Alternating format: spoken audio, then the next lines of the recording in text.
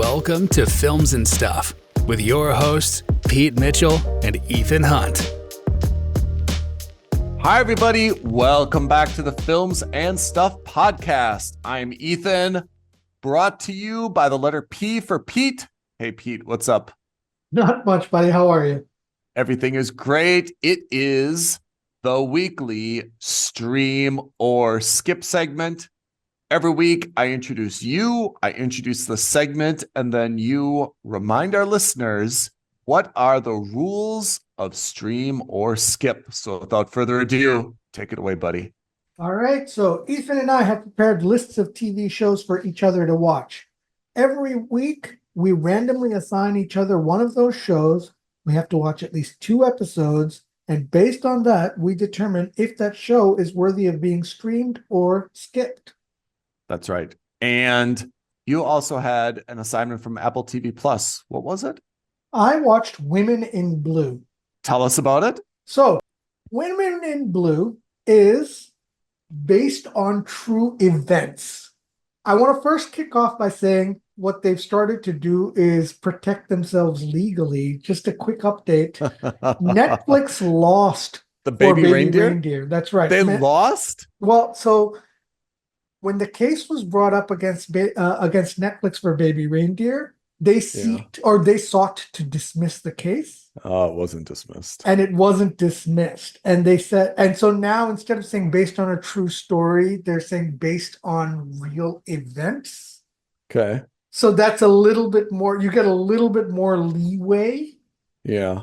So anyway, that's how the show opens.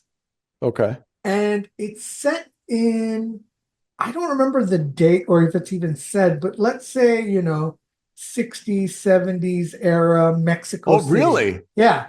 It's a Spanish language show based in Mexico City. Okay. And the premise of the show is that there is a serial killer on the loose called the Undresser or something like that. Weird. And he's out there killing women, the serial killer, and leaving them relatively undressed. Now, they're showing them in the classic old-fashioned negligees and silk pajamas. I don't know if they were actually naked or not, but in the TV show, they're, dressed in what would be unsightly for society back in the day. Got it. There's like massive protests across the city, especially those led by women, because the women are feeling like they're not being protected and the police is being kind of beleaguered by the fact that they're not able to catch this serial killer. Okay. And there's a new president of the country. And so there's a lot of political and civil unrest and pressure to kind of catch this guy.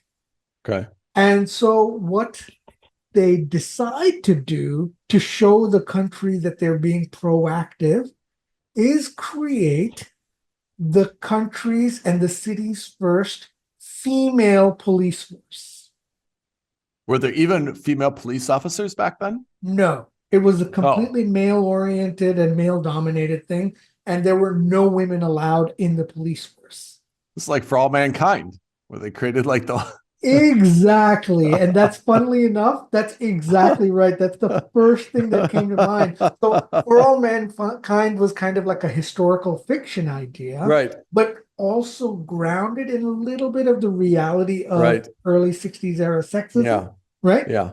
This is the same way. What you do is the first episode is basically kind of like an anthology story of a bunch of different women around the city who are in some way discontent with their lives or some way disappointed with what's going on around them. Do they come from like a law enforcement background, or they're just like... So some do. So for example, there's a seamstress at a garment factory. There's the daughter of a police captain, and he's got 2 or 3 sons who are all detectives and police officers. And she's the only daughter he has. And she's basically expected to help her mother at home, even though she's 25 years old. And it's so funny because the first time you're introduced to her, she's having a competition with her detective brother to put together a pistol that's been disassembled. and she handily defeats him while blindfolded. Of course. Because of course you're right, to show that she's actually a capable woman, but because of the sexism of her father, that this, and it's not just the male dominated society, but it's also that stereotypical Latin bravado and machismo idea that the woman is supposed to be at home. Then you have the wife of a very successful architect, and we learn that the architect is cheating on her. So she's discontent, and her family is like, well, all men slip up. You have to kind of protect the sanctity of your marriage and just accept it. You have her sister, who's like this feminist protester who gets arrested because she's protesting against the killers. And it sounds like one of those cheesy, stereotypical hodgepodge collection of women from across society, kind of like the Bad News Bears. That's exactly right. And then all of them across the city hear about this female police force that's being created. And so they all have like this light bulb moment where they're just like, I need to shake up my life. I need to make changes. I'm going to join the police force. I'm going to prove to my father that I am more than just a woman. I'm going to prove to my cheating husband that I'm not someone to be taken lightly. All those kinds of things. Right? The head of police is trying to find a captain to take over and lead the squad. And of course, all the men are like, no way, get lost. There's no way I'm going to deal with a bunch of women. So he finds a disgraced police captain who was kicked off the force or suspended. And he grabs him at like a strip club or a brothel or something and says, hey, if you want your badge back, this is how you get it. You have to lead these female cadets.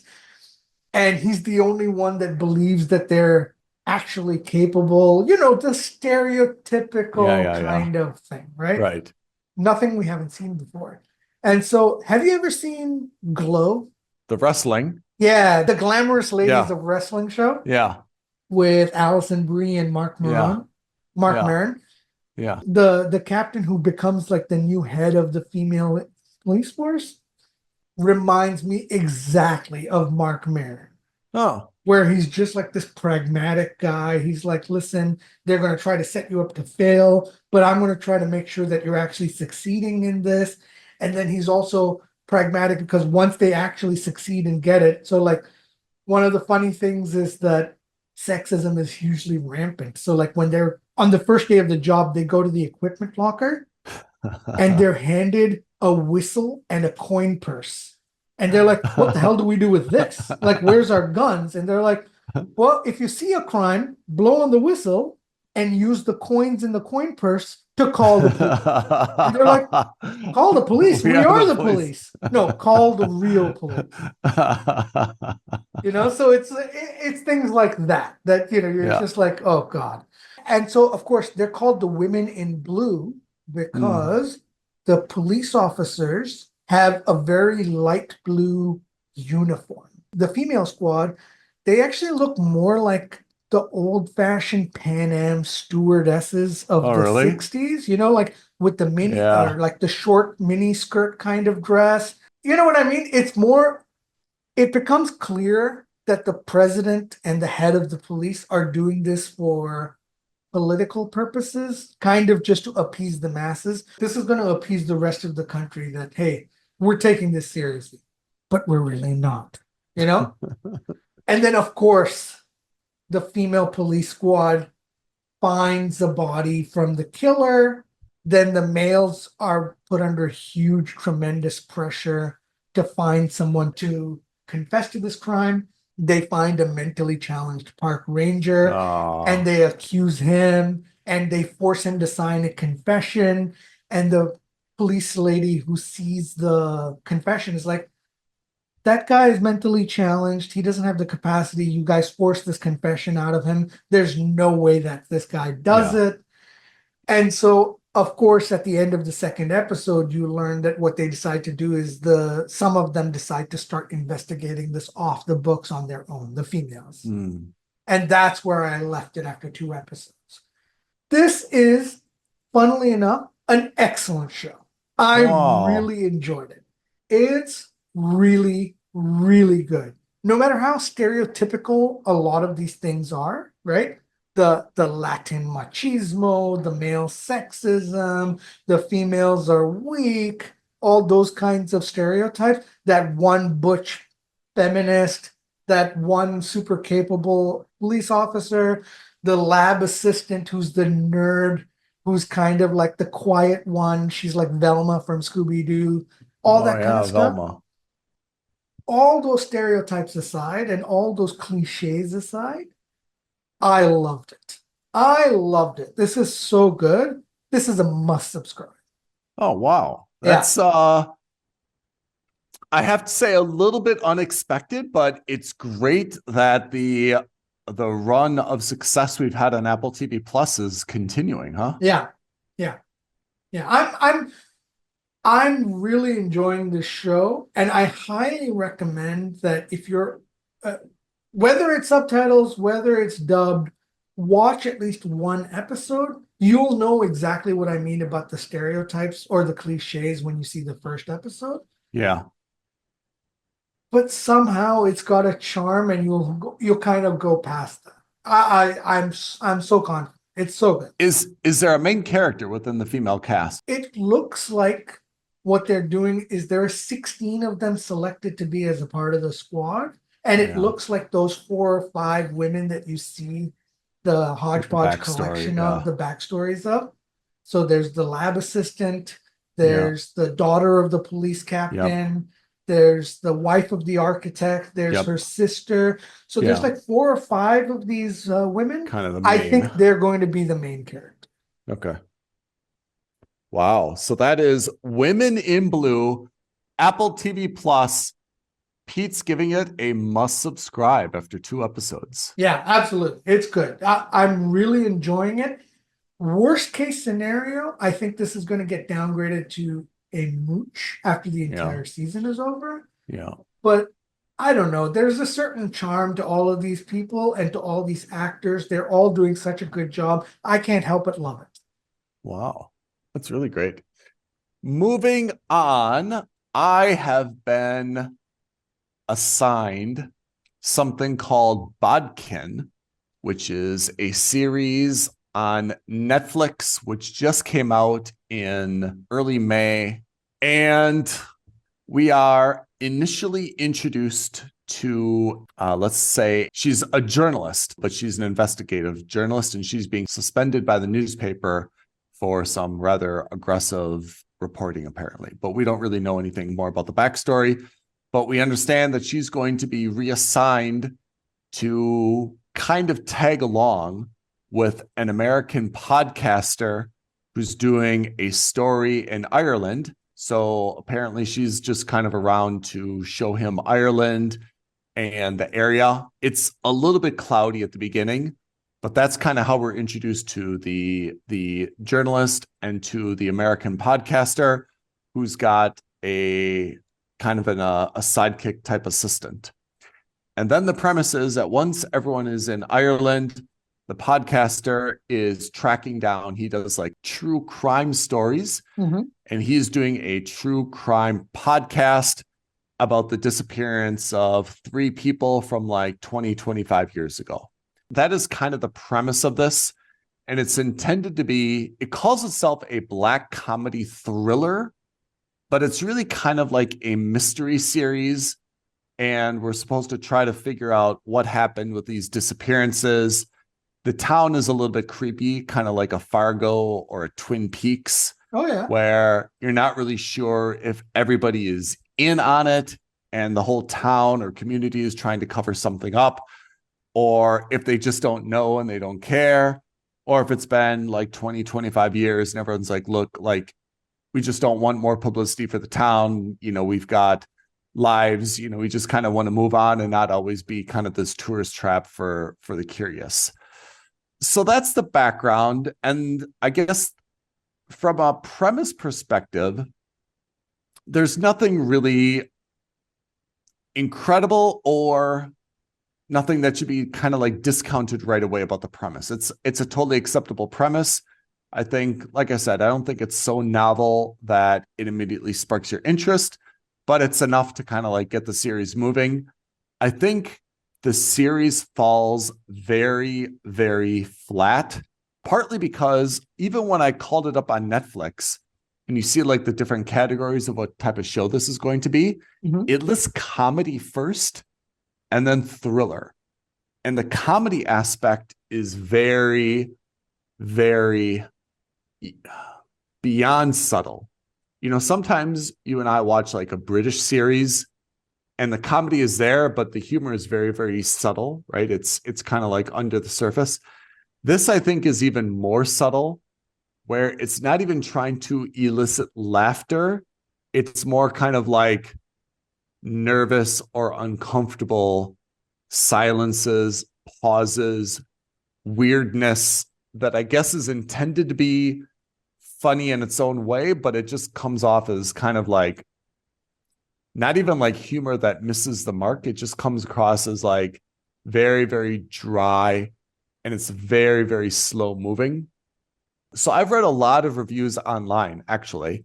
I watched 2 episodes and it was a slog. It was very, very slow.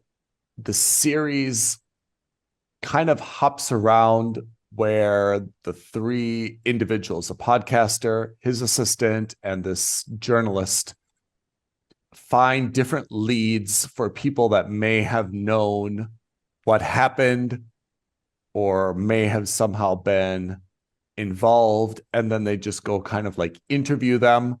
And of course, it always turns out that, oh, well, that person's not home. Let's break into their house. Let's rifle through their things. Oh, God. It's very slow moving. And the reviews I've read online generally say the following: kind of an interesting mystery. If you like unraveling mysteries like this, a lot of people have actually said, if you like all the murders in the building from a mystery perspective, you will probably like this show. The reviews have all largely said none of the characters are compelling. They're all a little bit weird. And to be honest, they don't even fall into kind of like stereotypes.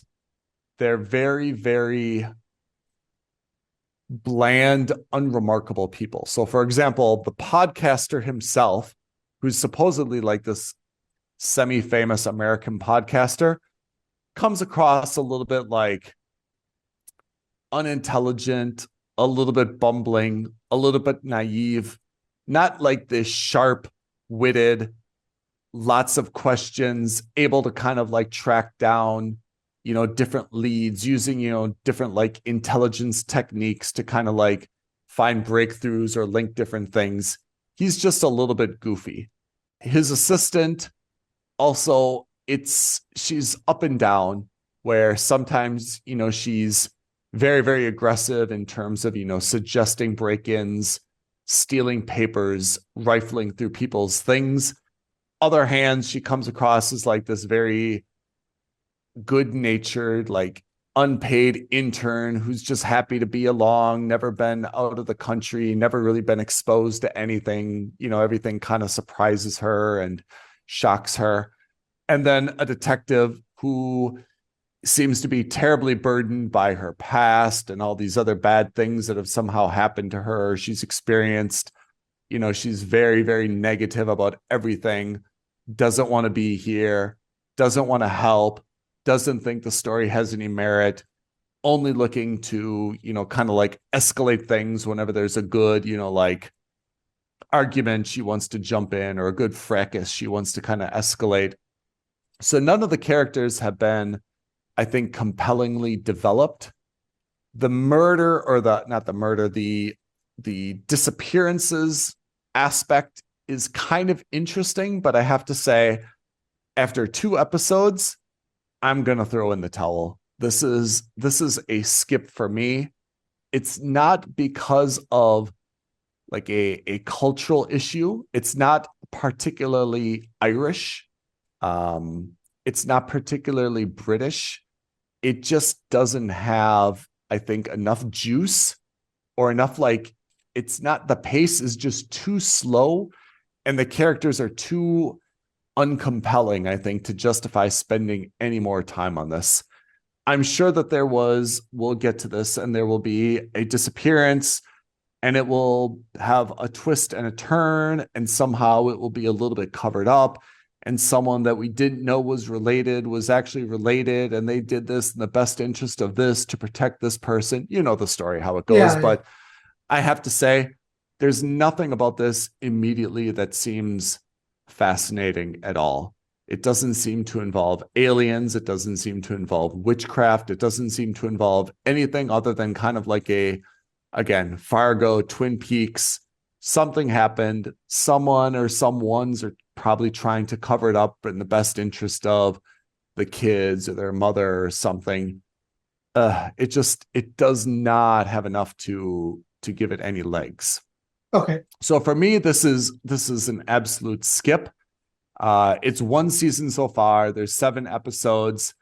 Again, the ratings have not been terrible from a mystery side, but no one has spoken glowingly about the characters. None of the characters are iconic, enduring, aspirational, anything like that. But, Pete, there is a but. Okay. I've gone off piste, as they say. I have supplemented Bodkin with something else on Apple TV Plus called The Perfect Couple. Okay. So Perfect Couple is, if you don't mind me saying, it just came out on Netflix, and that's why I saw it, because it came up all the time. And it's got Nicole Kidman and Liv Schreiber. Okay. And this is I don't want to say it's supposed to make you think of the Kennedys, but it is based in Nantucket. And Nicole Kidman, whose name in this show is Greer Winberry, which seems like a pretty cool name. Yeah. Okay. She is an author. It's not clear exactly what she's writing, whether it seems to be something like Grishamist. But she is an author, and she turns out, these very popular novels. Her husband is Liv. His name is Tag Winberry in this show. So it's called The Perfect Couple because she's interviewed by People magazine, and the magazine kind of thinks that they're the perfect couple, right? They've been married for 29 years. They've got multiple kids, and they live on this beautiful place in Nantucket, and everyone is happy, and they seem to always be holding hands and supportive of each other. Is there a big butt coming here? There is a big butt coming here. Behind the scenes, of course, Nicole Kidman is kind of, I don't want to say the ruthless matriarch of the family, but she is clearly the driving force behind the family. And Liv is just a house husband. He is smoking quite a lot of cannabis, and he apparently has a history of philandering with any kind of household staff, friends of the family, and so forth. So it's always kind of Nicole Kidman who's trying to keep him out of trouble, covering up for him, but he is, generally the wandering house husband. And the premise of the show takes place when they're all in Nantucket, and one of their sons is getting married, and the night before the wedding, or the morning of the wedding, one of the brides, maid of honor, in fact, is found dead, kind of floating in the water, right? Everyone's kind of like, oh, an accidental drowning. She had too much to drink. And then the Nantucket Police Department comes, and of course they suspect foul play. So everyone's required to stay on the island until they figure it out. And then we see a lot of backstory, and more than one person has potential motive, for killing the maid of honor. And I have to say, it is quite good. I would not call it a must subscribe. It's a solid mooch, and I think it's a very bingeable mooch, to be honest. Nicole Kidman, remember we saw this show where she was like this fitness guru on an island? 9 Perfect Strangers. 9 Perfect Strangers. She plays someone very similar, which is to say, always dressed and appearing perfectly, Right. always very in control of the situation, unflappable, always pulls it together, which I feel like has kind of become the MO of Nicole Kidman, right? Compared to, for example, Jennifer Aniston, right? Where Jennifer Aniston has taken roles that have seen her swear, Yeah. like Base play kind herself of, comedically. yeah, like she has more, not just comedic chops, but she's a little bit more willing to like roll up her sleeves and get a little bit dirty and not be like the perfect Jennifer Aniston, right? Right. I can't think of any roles where Nicole Kidman's kind of like let down that guard. She's always the very proper, perfectly dressed. Can you think of anything? I can't. No. Lioness. I mean, Lioness, exactly, right? Remember her in Lioness? Yeah. I do enjoy a good Nicole Kidman, but I have to say, that seems to be like her preferred role. I don't know if she doesn't have any other range, but that seems to be her role now, where she plays that person in Lioness, repress all your feelings, keep a straight face. Someone comes at you, give them a sharp comeback, doesn't bother you. Keep You're stone kind of. Yeah. So anyway, back to The Perfect Couple. I've watched kind of 4 episodes, I guess. It's very, very solid. Again, it's not a must subscribe, but for Netflix, it's got a 6.5 stars on IMDb. It's a very good, proper Netflix watchable, bingeable show. I expect that there's going to be a twist and a turn in terms of who actually kills the lady, right? I mean, we're always being pushed one way or another. Yeah, it might be Nicole Kidman. Or it very well be Nicole Kidman who frames her husband. Oh, yeah, right? Exactly. So anyway, I after watching 2 episodes of Bodkin, which really dragged on and on and on. They're hour-long episodes. They're not 30-minute episodes. Oh, wow. Okay. So I needed something to kind of perk me up again. I saw The Perfect Couple. It's been, all over my feed. Yeah. So that's where we are in terms of stream or skip. What do I have next week? So next week you have a show on Paramount Plus. We haven't gone to Paramount Plus in a while. We have not. Yeah. Called Sexy Beast. I guess All it's right. a life story. I don't know. And I am on Apple TV again, watching a sci-fi show called Dark Matter. Oh, I'm so excited. I'm so excited for you to see Dark Matter. I think Dark Matter is also not a new show. I think it's very old, right? No, it's 2024. You're right, it is. Is it multiple series or just this one season? I think just this one season. I have to say, I've seen Dark Matter. It's Joel Edgerton, Jennifer Connelly. Yeah. I've seen it come up a lot, and that's why I gave it to you, because it looks like it should be super, super good, but I don't know.